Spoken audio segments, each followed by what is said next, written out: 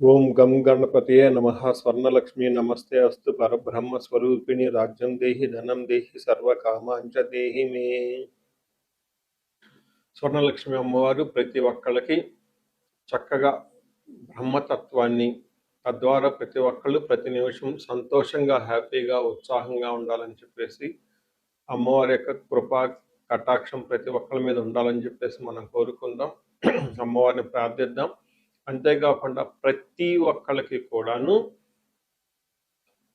రాజ్యం దేహి అమ్మవారు ఒక అథారిటీని, ఒక పవర్ని, ఒక స్టేటస్ని, ఒక దర్పాన్ని ప్రతి ఒక్కళ్ళకి ఇవ్వాలని చెప్పేసి కోరుకుంటూ, దీనితో పాటుగా ధన సమృద్ధి, ధనం అనేది ప్రతి ఒక్కళ్ళకి ఉండాలని, చక్కగా వాళ్ళ ఇంటి నిండా బ్యాంక్ అకౌంట్లు నిండా ఎక్కడ పెట్టినా ధనం ఉండాలని, ప్రతి ఒక్కళ్ళకి ధనం లేదు అన్న ఒక ఫీలింగ్ అనేది వాళ్ళకి రాకుండా సమృద్ధిగా ధనం ఉండాలని చెప్పేసి అమ్మవారిని ప్రార్థిస్తూ, దీనితో పాటు సర్వకామాంచ దేహిమి అంటే మన మనసులోకి వచ్చిన ప్రతి కోరిక కూడా అమ్మవారు తక్షణమే నెరవేర్చాలి. ఈ విధంగా అమ్మవారి యొక్క కృపా కటాక్షం మన మీద ఉండాలి. 12 రాసుల వారు కూడా చక్కగా అభివృద్ధి జరిగి ఎంతో ఉత్సాహంగా ఉన్నతంగా ఎదగాలని చెప్పేసి మనం కోరుకుందాం. ఇప్పుడు మనం జూన్ మంత్ యొక్క రాశి ఫలాలు చెప్పుకుందాం. జూన్ మంత్ రాశి ఫలాలు చెప్పుకుంటే ఈ జూన్ మాసంలో మనకి 2-3 రకాల విశిష్టతలు ఉన్నాయండి. అవి తెలుసుకుందాం. ఫస్ట్ ఈ జూన్ మంత్ మనకి అధిక జ్యేష్ఠ మాస పౌర్ణమితో స్టార్ట్ అయ్యి నిజ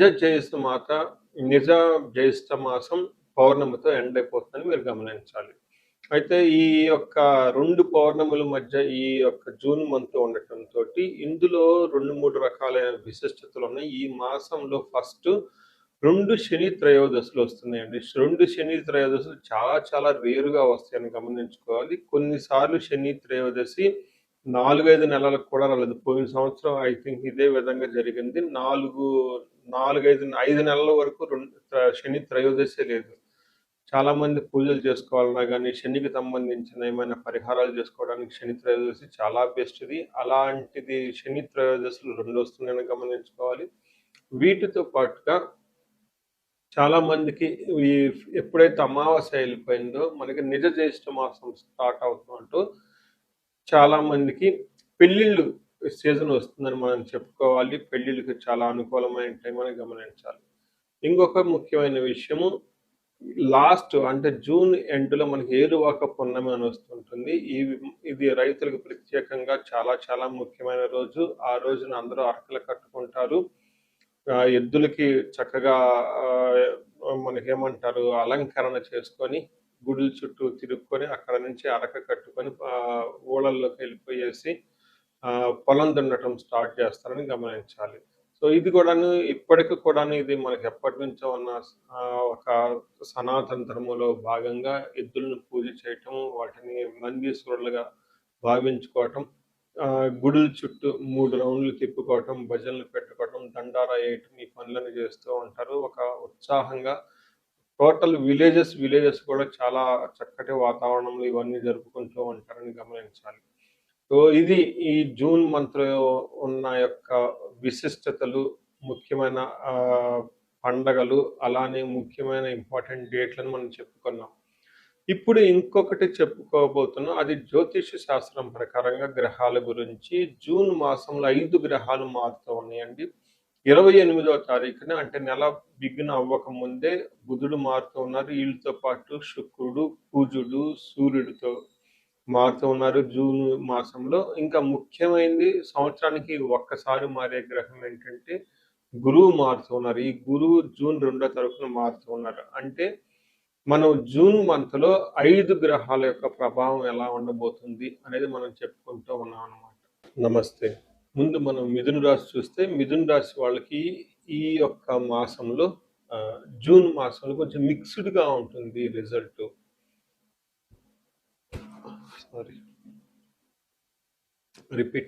జూన్ మాసంలో మనం మిథున రాశి వాళ్ళకి మిక్స్డ్గా ఉండే అవకాశం ఎక్కువగా ఉంటుంది. కొన్ని గ్రహాలు సపోర్ట్ ఇస్తున్నాయి, కొన్ని గ్రహాలు సపోర్ట్ ఇవ్వటం లేదు. టోటల్గా 5 గ్రహాలు మారటంతో ఈ 5 గ్రహాల యొక్క ప్రభావం వీళ్ళకి కొంచెము అనుకూలంగాను, ప్రతికూలంగాను అప్స్ అండ్ డౌన్స్‌తో ఎక్కువ ఉంటుంది. కొంచెం ఆలోచించుకొని మూవ్ అవ్వాల్సిన పరిస్థితి అయితే కనిపిస్తుంది.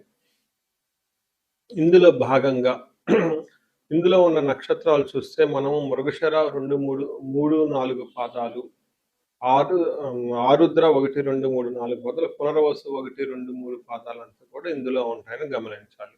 పేరు బలం ప్రకారం చూసుకుంటే వీళ్ళకి క, కి, కు, ఖం, జ్ఞ, ఖ, కో, హ అన్న లెటర్స్ అంతా ఈ రాశిలో వాళ్ళు ఉంటారు.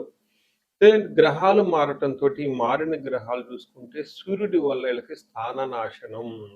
అంటే మనకు ఉన్న ఉద్యోగంలో కొంచెం ఛాలెంజింగ్ ఉండే అవకాశం ఎక్కువగా ఉంటుంది. కుజుని వల్ల భూలాభము, ధనలాభము, రియల్ ఎస్టేట్ వాళ్ళకి కలిసి వచ్చే అవకాశం ఎక్కువగా ఉంటుంది. బుధుని వల్ల అర్ధక్షయం అంటే ధనాన్ని కోల్పోయే అవకాశం ఉంటుంది. బట్ అగైన్ శుక్రుడు 2వ స్థానంలో ఉండటంతో చక్కగా విత్త సిద్ధి, కుటుంబ స్థానానికి సంబంధించిన వ్యవహారాలన్నీ బాగుంటుంది. ఫైనాన్షియల్‌గా ధనం కూడబెట్టుకోవడానికి కూడా అనుకూలంగా ఉంటుందని గమనించాలి. మీరు ఇప్పుడు చూసుకుంటే సూర్యుడి వల్ల కొంచెం ఇబ్బంది పడే పరిస్థితుల అవకాశం ఉంటుంది. సూర్యుడు ఎప్పుడైతే 12వ స్థానం నుంచి ఫస్ట్ హౌస్‌కి వస్తూ ఉంటారు. ఇది మనకు సంస్కృతంలో ఏం చెప్తారంటే స్థాన నాశనం. కొంతమందికి ఉద్యోగంలో ప్రాబ్లమ్ వచ్చే అవకాశం ఎక్కువ ఉంటుంది. కొంచెం గమనించుకోవాలి. మనకి సంస్కృతంలో దేహాతి సతతం కాలతిక్రమణ భోజనం బంధుమిత్ర సుహృద్వేష చంద్రరాశిగతౌ రవి అని చెప్తారు. సూర్య అని చెప్తారు. అంటే రవి. రవి అంటే సూర్య అని చెప్తారు. అంటే జన్మరాశిలో ఎప్పుడైతే సూర్యుడు గనుక సంచారం చేస్తూ ఉంటారో ఏమవుతుంది? దేహార్తి అంటే మనకి శారీరకంగా చాలా బాధొస్తుంది. అంతేకాకుండా సత్వం, నిస్సత్వం అంటే మనకి ఎనర్జీ లేకుండా ఉండే అవకాశం ఎక్కువగా ఉంటుంది. సంతాప కాలతిక్రమణ భోజనం. ఎప్పుడు ఏదో ఒక విధంగా మనసులో బాధపడుతూ ఉంటారు. సరైన భోజనానికి టైంలో భోజనం చేయరు అని చెప్పుకోవచ్చు. దీనితో పాటు బంధువులతోటి, మిత్రులతోటి, వాళ్ళతో గొడవలు పడే అవకాశం ఎక్కువగా ఉంటుందని గమనించాలి. టోటల్‌గా చూసుకుంటే మీకు ఈ రాశి వాళ్ళకి హెల్త్ విషయంలో జాగ్రత్తగా ఉండాలి. టయానికి భోజనం చేయకుండా మిస్ అయ్యే అవకాశం ఎక్కువ ఉంటుందని చెప్పుకోవచ్చు. ఇంకా కొన్ని క్లాసికల్ టెక్స్ట్ ప్రకారం ఏం చెప్తారంటే సూర్యుడు జన్మరాశిలో ప్రవేశించేటప్పుడు వాళ్ళకి చాలా మందికి హార్ట్ అటాక్‌లు వచ్చే అవకాశం ఎక్కువగా ఉంటుంది. ఇందులో కూడా ఈ శ్లోకంలో ఇండైరెక్ట్‌గా అదే చెప్తూ ఉంటారు. మీకు సరిగ్గా టయానికి భోజనం చేయక గ్యాస్ట్రైటిస్ వచ్చి తద్వారా మీకు చెస్ట్ పట్టుకున్నట్టు ఉండే అవకాశం ఎక్కువగా ఉంటుంది. డీహైడ్రేషన్ కూడా అవుతుంది. అంటే ఒక పక్కన డీహైడ్రేషన్, ఒక పక్కన సరిగ్గా భోజనం చేయరు.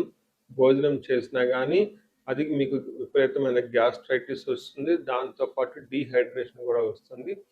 జనరల్‌గా ఇది ఒక కారణం హార్ట్ అటాక్ రావటానికని మనకు చెప్తూ ఉంటారు. ఈవెన్ కూడా మెడిసిన్ సైన్స్‌లో కూడా అదే చెప్తూ ఉంటారు. ఒక కీ ఫ్యాక్టర్ అని చెప్తూ ఉంటారు. ఎవరైతే స్టంట్స్ చేసుకున్నారో కొంచెము చెస్ట్‌కి సంబంధించి కొట్టుకున్నట్లు ఎప్పుడైనా అనిపిస్తే ఇమ్మీడియేట్‌లీగా మీరు చక్కగా నెగ్లెక్ట్ చేయకుండా డాక్టర్ సంప్రదించాలని చెప్పేసి నేను కోరుకుంటున్నాను. దీంతో భాగంగా టయానికి భోజనం చేస్తూ చక్కగా ఇంట్లో ఉంటూ డీహైడ్రేషన్ లేకుండా టైమ్ టు టైము చక్కగా మీల్స్, లిక్విడ్ ఫుడ్స్ ఎక్కువ జ్యూస్‌లు తీసుకొని ఆరోగ్యం జాగ్రత్తగా కాపాడుకోవాలని నేను గమనిస్తున్నాను. అయితే ఒక ముఖ్యమైన విషయం, సూపర్ విషయం ఏంటంటే సూర్యుడు మిమ్మల్ని ఇబ్బంది పెడుతూ ఉన్నా గానీ, కుజుడు మీకు 11వ స్థానంలో ఉండి విశేషమైన లాభాన్ని తీసుకొని వస్తున్నారని గమనించాలి. ఏ ప్రకారంగా వీళ్ళకి ఆరోగ్యం బాగుంటుంది. మనకి సంస్కృతంలో ఫస్ట్ శ్లోకం చూద్దాం. మహర్షులు చెప్పిన శ్లోకం. దాని తర్వాత మనకి రియల్ టైమ్‌లో ఎలా ఉంటుందో కూడా మీకు చెప్తాను. ఆరోగ్యార్థలాభం చ సంతోష వస్త్రలాభకృత్ యత్న కార్యానుకూలత్వం ఏకాదశి గతే భౌమ అని చెప్తారు. కుజే అని చెప్తారు. అంటే కుజుడు 11వ స్థానంలో ఉంటే ఏమవుతుందంట ఆరోగ్యం ఆరోగ్యం బాగుంటుంది. అర్ధలాభం ధన ప్రకారంగా లాభం ప్రకారం ఉంటుంది. సంతోషంగా ఉంటారు. వస్త్ర లాభకృత్ అంటే వస్త్రాలు అవన్నీ పెట్టుకునే అవకాశం ఉంటుంది. షాపింగ్ చేస్తారు. జ్యువెలరీ కొనుక్కుంటారు.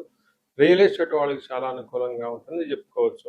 యత్న కార్యానుకూలత్వం ధైర్యం అంటే వీళ్ళకి ఏదైనా పని చేస్తే అందులో ఆ పనికి తగిన విధంగా మంచి రిజల్ట్ ఉంటుంది. ధైర్యంగా ఉంటారు. శత్రువుల మీద ఆధిక్యత ప్రదర్శిస్తూ ఉంటారు. సర్వ రోగాల నుంచి విముక్తి వస్తుంది. ముఖ్యంగా ఇష్టమైన వస్తువులు కొనుక్కుంటూ ఉంటారని చెప్పుకోవచ్చు. అయితే ధన ప్రవాహం, ధన సక్సెస్ వస్తూనే అనుకోని విధంగా కొన్ని సందర్భాల్లో మీరు ఇవ్వాల్సిన ఇవ్వాల్సిన ధనం కంటే ఎక్కువగా ఇచ్చే అవకాశం ఎక్కువగా ఉంటుంది. కొన్ని కొన్ని ట్రాన్సాక్షన్స్‌లో మీకు లాభం రాకుండా ఉండే అవకాశం గూడా ఉంటుంది. సో, చూసారు గదండీ! పర్టిక్యులర్‌గా రియల్ ఎస్టేట్ వాళ్ళు ఎవరైతే ఉన్నారో వచ్చే ఒక 45 డేస్ వీళ్ళకి చాలా బెస్ట్ టైమ్, బెస్ట్ పీరియడ్ అని మీరు గమనించుకోవాలి. తర్వాత శుక్రుడు జూసుకుంటే వీళ్ళకి అగైన్ రెండో స్థానంలో శుక్రుడు ఉండటం వల్ల కుటుంబానికి సంబంధించి, మాట్లాడటానికి సంబంధించి అన్ని విషయాల్లోనూ బాగుంటుంది అని మీరు గమనించాలి. ఇక్కడ ఏమవుతుంది? కుటుంబ సౌఖ్యం, ఆరోగ్యం, స్త్రీ సల్లాపం యశత్కరం, దేహ సౌఖ్యం, వస్త్రలాభం, ద్వితీయ స్థానికే భృగు అని చెప్తారు. అంటే రెండో స్థానంలో జన్మరాశి నుంచి రెండో స్థానంలో ఎప్పుడైతే శుక్రుడు ఉంటారో కుటుంబం అంతా సౌఖ్యంగా ఉంటుంది. ఆరోగ్యం బాగుంటుంది. స్త్రీ సల్లాపో యశత్కరం అంటే కీర్తి ప్రతిష్టలు ఎక్కువగా ఉంటుంది. స్త్రీలతో చక్కగా ఏమైనా భేదాభిప్రాయాలుంటే అవన్నీ తొలగిపోతూ ఉంటుంది. వాళ్ళ నుంచి మంచి సపోర్ట్ వస్తుంది. ఇన్ కేస్ లేడీస్ అయితే మీకు జెంట్స్ నుంచి ఏమైనా విభేదాలుంటే అవన్నీ తొలగిపోయి మంచి సపోర్ట్ వస్తుంది. దేహ సౌఖ్యం, వస్త్రలాభం చక్కగా మంచి ఫ్యాషన్‌గా, డిజైన్‌గా, బ్యూటిఫుల్‌గా ఉండే బట్టలన్నీ వేసుకుంటూ ఉంటారు. హ్యాండ్సమ్‌గా ఉంటారు. దేహ సౌఖ్యం శరీరం అంతా కంఫర్టబుల్‌గా ఉంటుందని చెప్పుకోవచ్చు. అయితే టయానికి మంచి ఫుడ్ గూడా తింటూ చక్కగా ఉంటారని తెలుసుకోవాలి. అయితే మీకు పరిహారాలు చూసుకుంటే రాశి వాళ్ళు ఇండివిడ్యువల్ పరిహారాలు చూస్తే ఇందులో సూర్యుడు మీకు ఫస్ట్ హౌస్‌లో ఉండటంతోటి సూర్యుడికి ఆర్ఘ్యం ఇవ్వటం చాలా ఇంపార్టెంటు. సూర్య అష్టకం చదవటం ఇంపార్టెంటు. సూర్యుడికి సూర్య నమస్కారం చేయటం చాలా చాలా ఇంపార్టెంటు. ఇలా సూర్య భగవానుడికి సంబంధించిన ఏదైనా గనక ఉపాసన చేస్తే కొన్ని రోజులు మంత్రం చేస్తే చాలా బాగుంటుంది. డే టు డే లైఫ్‌లో చూసుకుంటే మనకి ఫాదర్‌లీ ఫిగర్‌ల వంటి వాళ్ళని, పెద్దవాళ్ళని, ఆఫీస్‌లో బాస్‌లు, మేనేజర్ లాంటి వాళ్ళు ఎవరైనా ఉంటే వాళ్ళ యొక్క ఆశీస్సులు తీసుకోవటం, వాళ్ళ చేత చక్కగా మంచి అంటే వాళ్ళకి కోపం కలిగించే విధంగా ఉండకుండా వాళ్ళకేదన్నా చక్కగా బట్టలు పెట్టడం, ఏదన్నా గిఫ్ట్‌లు ఇవ్వటం, వాళ్ళ నుంచి చక్కగా హ్యాపీగా ఉండే వాళ్ళ యొక్క స్వీట్‌గా వాళ్ళ యొక్క విషెస్ తీసుకుంటే చాలా బాగుంటుందని గమనించాలి. సో, ఈ రాశి వాళ్ళకి ఇంకా సూర్యుడికి సంబంధించిన సంపూర్ణ శాంతి పూజలని ఉంటాయి. అంటే జపము, దానము, తర్పణము, హోమము ఈ పూజలు చేపించుకున్న కీర్తి ప్రతిష్టలొచ్చి ఉద్యోగంలో ఉన్నతంగా ఎదిగే అవకాశం ఎక్కువగా ఉంది. మనం ఇప్పుడు రెమెడీస్ చూసుకుంటే ముఖ్యంగా నేను అందరికి సలహా ఇచ్చేది ఏంటంటే మీ వయసు గనక 35-45 ఉండి ఎక్కడ లైఫ్‌లో మీరు ఆగిపోయారు. ఇప్పటిదాకా గ్రోత్ ఉండి, చక్కగా ఒక మేనేజర్ పొజిషన్‌లో ఉండి, ఉన్నతంగా ఉండి, కానీ లైఫ్ ఇప్పుడనేది మీకు ఛాలెంజింగ్‌గా ఉంది. దీన్ని మనం జనరల్‌గా మిడ్ లైఫ్ క్రైసిస్ అని చెప్తూ ఉంటారు చాలామంది. బట్ జ్యోతిష శాస్త్రంలో మిడ్ లైఫ్ క్రైసిస్ ఎందుకు వస్తుందనేదాన్ని చాలా చక్కగా వివరించడం జరిగింది. ఆ టైంలో మీకు శాపాలనేవి యాక్టివేట్ అవుతూ ఉంటుంది. ఆ టైంలో మీకు గ్రహ దోషాలని ఉంటాయి. ఈ గ్రహ దోషాలు కూడా మీకు యాక్టివేట్ అవుతూ ఉంటాయి. ఇది ఒక్కసారి మీరు ఇన్ కేస్ మీ ఏజ్ గనుక అలా ఉండి, అప్పటిదాకా బాగుండి, మధ్యలో మేము లైఫ్‌లో స్ట్రక్ అయిపోయాము. గ్రోత్ లేదు, డైరెక్షన్ లేదు, సరిగ్గా ఇంప్రూవ్‌మెంట్ లేదు, రిలేషన్‌షిప్స్‌లో ప్రాబ్లమ్స్ వస్తూ ఉన్నాయి. ఎలా ఎళ్ళాలో కన్‌ఫ్యూజన్‌లో ఉన్నారు అనుకున్నప్పుడు ఖచ్చితంగా ఒకసారి జ్యోతిష శాస్త్రంలో మీ ఇండివిడ్యువల్ హారోస్కోప్ చూపించుకోండి. అందులో టోటల్ శాపాలేమైనా ఉన్నాయా స్కాన్ చేసుకొని అవి ఇప్పుడు యాక్టివ్‌గా ఏమైనా ఉన్నాయో తెలుసుకోవడం చాలా చాలా ముఖ్యం. ఇప్పటిదాకా మనం చెప్పుకున్న ఈ గోచార ఫలితాలు మీకు ఒక 30, 40% మాత్రమే ఎఫెక్ట్ అవుతాయి. 100% మీ జాతకం కరెక్ట్‌గా ఎలా ఉందని తెలుసుకోవడానికి ఇండివిడ్యువల్ జాతకం చూపించుకోవడం చాలా ఇంపార్టెంట్. అందులో ఉన్న దశలు ఎలా ఉన్నాయి, భుక్తులు ఎలా ఉన్నాయి చూసుకొని చక్కగా పరిష్కారాలు చేసుకొని, పరిహారాలు చేసుకుంటే లైఫ్ అనేది 10 రెట్లు ముందెళ్ళే అవకాశం ఎక్కువగా ఉంటుంది. చాలామందికి ధనానికి ఇబ్బంది పడిపోతూ ఉంటారు. అప్పటిదాకా ధనం ఫ్లో ఉంటుంది. సడెన్‌గా ధనం ఫ్లో ఆగిపోయి ఉంటుంది. వాళ్ళు స్వర్ణలక్ష్మి విశేష హోమం చేపించుకోవటం, కుబేర పాశుపతం చేపించుకోవటం చాలా ముఖ్యం. దీనితో పాటు చాలామంది భార్యాభర్తల మధ్య అన్యోన్యత అనేది లేకుండా చాలా ఇబ్బంది పడిపోతూ ఉంటారు. ఏదో ఉన్నామంటే ఉంటారు కాబట్టి ఈ యొక్క భార్యాభర్తల మధ్య గొడవ వల్ల ఇంట్లో అనేక రకమైన ప్రాబ్లమ్స్, మిస్‌అండర్‌స్టాండింగ్స్ వస్తూ ఉంటాయి. బంధువులు, చుట్టాలతో కూడా ఒక్కోసారి మీకంత విలువ ఇవ్వకుండా పోతూ ఉంటారు. ఇలాంటి వాళ్ళు అన్యోన్య దాంపత్య పాశుపతం చేపించుకోవటము, లేదా విశ్వావసు గంధర్వరాజ మహా హోమం చేపించుకోవటం, విశేష హోమం చేపించుకుంటే జాతకంలో ఉన్న దోషాలు పోయి చక్కగా ఉంటారు. ఇవి కాకుండా ప్రతి ఒక్కళ్ళకి ఈ మధ్య అమెరికాలో ఉంటూ ఉంటారు. లేదంటే ఎన్ఆర్ఐలు చాలా మంది ఉంటారు. చాలా డైలమా ఉంటుంది. ఏ కెరియర్‌లో ఎళ్తే బాగుంటుంది? ఇండియాలో ఉంటే బెటర్‌గా ఉంటుందా? లేదంటే ఇండియా నుంచి ఫారిన్ ఎళ్తే బావుంటుందా? ఫారిన్ సెటిల్‌మెంట్ యోగం ఉందా? అసలు ఫారిన్‌లో ఎంతకాలం ఉంటాం? ఇలాంటి విషయాలు చాలామంది ఈ వీసాల గురించి, గ్రీన్ కార్డుల గురించి, లేదంటే ఎంఎస్ చేయాలనుకున్న వాళ్ళకి చాలా కన్‌ఫ్యూజన్‌లో ఉంటారు. అలాంటి వాళ్ళు కూడా ఒకసారి జాతక చక్రం చూపించుకుంటే చాలా బాగుంటుంది. యూజువల్‌గా వీసాలు రావటానికి నేను వన్య పాశుపత అభిషేకం విత్ రాహు గ్రహాన్ని శాంతులు ఎక్కువ చేస్తూ ఉంటాను.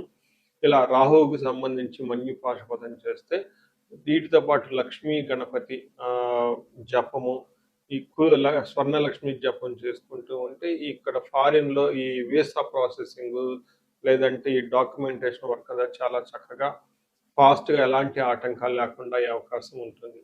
ఇది కాకుండా ఇంకా మీరు ఏమైనా ఇండివిడ్యువల్‌గా మీకు ఛాలెంజెస్ ఉన్నాయి. హెల్త్ బాగాలేదు, మహామృత్యుంజయ హోమము, ఇంకా ఏమైనా మీకు ఈ మీ యొక్క శత్రు బాధలు విపరీతంగా ఉన్నారు. చండీ హోమం చేపించుకోవటం. చండీ హోమంతో పాటు ఇంకా మీకు విపరీతంగమైన మిమ్మల్ని ఇబ్బంది పెట్టేసి, మిమ్మల్ని భయభ్రాంతులకు గురి చేసే వాళ్ళు ఎక్కువగా ఉన్నారు. బగలాముఖి జపము, హోమము ఇవి చేపించుకుంటూ ఉంటే మీ చుట్టూ ఒక మంచి ప్రొటెక్టివ్ ఎన్విరాన్మెంట్ ఉంటుంది. సో, ఈ మధ్య కాలంలో ఎక్కువగా నేను చండీ హోమాలు కూడా చక్కగా చేస్తూ ఉన్నాను. సాఫ్ట్‌వేర్ వాళ్ళకి, రాహు దశ నడిచిన వాళ్ళకి, రాహు అంతర్దశలో ఉన్నవాళ్ళు. ఇంకా నేను చాలా మందికి కాలసర్ప దోషాలు కూడా దగ్గరుండి చక్కగా నా ఆధ్వర్యంలో పూజలు చేపిస్తూ ఉన్నాను. ఇలాంటి వాళ్ళు మీ ఇండివిడ్యువల్ జాతకంలో ఒకసారి చూపించుకొని, ఎక్కడైనా మీరు లైఫ్ స్ట్రక్ అయ్యాము అనుకుంటే వాటికి చక్కగా ఎందుకు కారణం తెలుసుకొని, పరిష్కారాలు తెలుసుకోవటం వల్ల మీ లైఫ్ పదింతలే ముందుకెళ్ళే అవకాశం ఎక్కువగా ఉంటుంది. మీ అందరికి అష్టలక్ష్మి కృప కలగాలని, అలానే అష్టైశ్వర్యాలు, భోగభాగ్యాలు కలగాలని చెప్పేసి నేను కోరుకుంటున్నాను. నమస్తే.